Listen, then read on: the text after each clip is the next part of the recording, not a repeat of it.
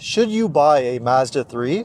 That's what we're going to find out. Welcome to Car Help Corner. Now, as some of you know, I have owned a Mazda 3 for almost 3 years now. And a little while back, I decided to end my ownership period with that car and give it to my parents. And now that my ownership has officially ended, I thought it was a good idea to make one final video to share what my ownership experience has been like, why I decided to buy a Mazda 3 in the first place, what I liked about it, what I did not like about it, and all the problems that I had with my car. And of course, if I could go back and start over, would I buy the Mazda 3 again? Well, we're going to get into all of that. And because I no longer have my own car, I'm going to be doing this review while driving a brand new 2026 Mazda 3, which driving it this past week has definitely brought back a lot of good memories. So let's start things off with the first reason why I decided to buy this car, which is its reputation for reliability. As with most consumers, buying a car with excellent reliability was very important to me. And when it comes to compact cars, they just don't get much more reliable than the Mazda 3. These are known for being incredibly high quality cars, which is true of Mazda in general. Most of their cars are manufactured in Japan, which is the case with my own Mazda 3. They have very few issues and they have extremely well-proven, ultra-reliable powertrains. For my own car, I went with the base engine, which is a naturally aspirated 4-cylinder engine with no turbochargers, no complicated fuel-saving technology, and just a good old-fashioned 6-speed automatic transmission. No CVT, no dual clutch, none of that. It's a powertrain which Mazda has been using for around 15 years now, and it's incredibly well sorted, debugged, and problems with it are quite rare. Basically, it's as reliable as you can possibly ask for a new car in 2026, which was a huge selling point for me. And it's not just the reliability of this powertrain that sold me on this car, it's also the excellent performance. Unlike most compact cars in this class, which have small 2-liter engines with around 150 horsepower or so, the Mazda 3 comes standard with a larger 2.5-liter engine with around 190 horsepower, which is pretty significant. That makes it by far the most powerful compact car you can buy as far as its base engine is concerned, and it really does make a big difference. The engine is very smooth and quiet, as is the 6-speed transmission, and it really does have more than enough power for a car like this. Now, if you want, you can go for an optional turbocharged version of this engine, which is offered on the higher trims. That makes around 230 horsepower, 310 pound-feet of torque. Even more power than that actually if you use premium fuel, which is not required. But frankly, the power with the base engine is so excellent that I really don't see any reason to go for the turbo. But at least it's really nice to see that Mazda offers that option if you want it, which is the next thing that I really like with this car. All the different varieties and options that you can get. Not only can you choose whether to have a naturally aspirated engine or a turbocharged engine, you can also choose whether to have front-wheel drive or all-wheel drive. You can get it as either a sedan or hatchback body style. And like my test car here, if you don't want to have an automatic, you can even choose to buy one with a manual gearbox, which is a very rare option to find in a new car in 2026. So regardless of what your needs are or what your taste is, chances are you're going to find a version of the Mazda 3 that works for you. The next thing that really sold me on this car is its styling and sporty feel. Now, sportiness is something that Mazda has always been really well known for, and the Mazda 3 definitely does not disappoint.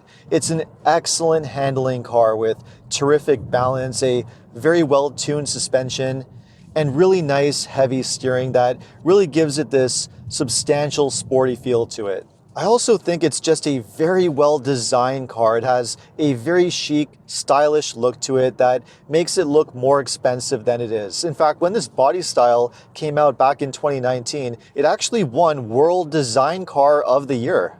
And that expensive premium feel also carries over to the interior, which is the next thing that I really like with the Mazda 3. I don't think it's any stretch to say that this car probably has the nicest, most expensive feeling, most luxurious interior of any car that you can buy brand new under $40,000. The use of materials, the fit and finish, everything is very high quality. In fact, I've been in many cars that are twice the price tag of this one that don't have interiors that are anywhere near this nice. It really is that good. The other thing that makes it feel very expensive is all the color combinations that you can get. In addition to the regular black interior like my test car here, you can also go with a really nice off-white tan interior, or like my own Mazda 3, you can go with a really nice red leather interior. These are the kind of things that you normally have to go to a luxury brand to find, but that's not the case when it comes to Mazda. The other thing that I really like with this interior is just the whole functionality and layout with all of the controls. I really like that Mazda still gives you physical controls for adjusting your climate, and even the infotainment system works very well. It's controlled using a rotary dial on the center console, which is actually quite good once you get used to it, and I really don't have any major complaints. The newer versions, including this 2026 model, even have wireless Apple CarPlay, Android Auto, and on the higher trims, you can even get some really nice features like a surround view 360 camera and a really nice head-up display. Which brings me to the next thing that I really love with the Mazda 3, and that is its incredible safety. This is one of the safest, if not the safest, compact cars that you can buy on the market. It's rated a top safety pick plus by the IIHS, which is the highest safety rating that you can get, a title which Mazda has had for quite a few years now. In fact, as a whole, Mazda makes some of the safest cars on the market with award-winning safety ratings, which is really great to see. And of course, there's a few other smaller reasons why I decided to buy this car. The fact that it has a very low theft rate, the fact that it has excellent resale value thanks to that excellent reputation for being very reliable and low cost to own, and just the excellent value for money in terms of pricing. Mazda really does give you a lot for the amount of money that you're spending, which is pretty hard to find in 2026. So those were all the major reasons why I decided to buy this car 3 years ago. And I'm happy to say, driving this brand new version right now, all of those things still remain true in 2026. But with all of that said, this is definitely not a perfect car. It has a few problems, starting with the first one, which is the fuel economy. Unfortunately, it's just not quite as efficient as you might expect for a compact car. If you're really careful, you can get up to around 7 liters per 100 kilometers, or around 35 miles per gallon. But most of the time, I'm not even able to get even close to that. There's no question, the other compact cars with their smaller 2-liter engines are much more fuel efficient, and the hybrids are just in a completely different league. Now, the second issue with the Mazda 3 has to do with comfort. Because this is a sporty, leaning car, it doesn't exactly have the softest suspension. But with that said, I certainly would not call this car uncomfortable. For what it really is perfectly fine. A third issue with this car has to do with the interior trim, primarily the gloss black trim that's used around the center console, which unfortunately does scratch very easily, which is not very good. I would have preferred Mazda to have just used a matte finish here, which would have been much better. But the most significant issue with this car of all has to do with interior space, because this really isn't a very spacious car. Now, for me, it's perfectly fine. I wasn't looking for a car that has the most amount of passenger room or cargo room. But if you're a taller person, you have a family, or you are looking for a lot of space, this car is probably just not going to cut it. So those are all the downsides with the Mazda 3. Now, what has my ownership experience been like when it comes to servicing, maintenance, and problems? Well, thankfully, I just don't have a lot to report here. My 3 years with this car has been relatively drama-free. The first most significant issue that I experienced, the most reoccurring issue I should say, has to do with the infotainment system. Occasionally, I've had a problem where the infotainment system will just go completely black and not work when I start the car. And in order to fix that, I'd have to do a full reboot or reset by holding down the buttons around the rotary dial, which would just reboot the system and then it would work perfectly fine. I've had this happen maybe 4 to 5 times during my ownership, so not a huge deal. And Mazda claims that it's probably caused by the SD card for the native navigation system. So because I always use Android Auto and Google Maps, I just took the SD card out, and thankfully the problem has not come back. Now, the second issue that I've had with my car is the thermostat. The thermostat is part of the cooling system, and last year it did fail on me, which apparently is a very common problem with this powertrain. So much so that Mazda actually introduced an extended warranty up to 10 years covering that particular part. And I think that's really telling of what kind of company Mazda is. Even though they are very reliable and they rarely have problems, when they do have a problem, like with the thermostat, they stand behind it and cover it the way they should. That's the company that you want to buy from.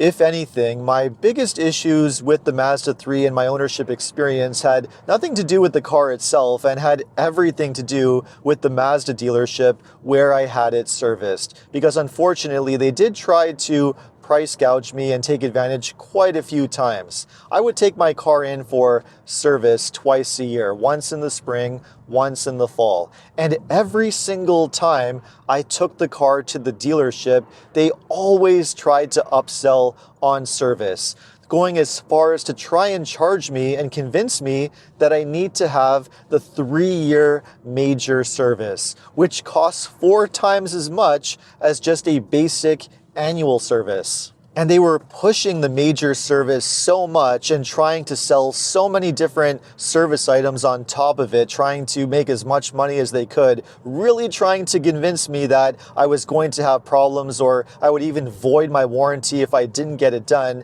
It required a lot of pushback and unnecessary back and forth, which is pretty unfortunate, but the reality of going to a car dealership sometimes, at least when it comes to servicing. Despite that, though, I do think it's still a good idea to have a brand new car serviced at a dealership, at least for the first few years while it's under warranty. Because number one, you're building a relationship with the dealership, which makes them much easier to deal with if you ever have a problem under warranty.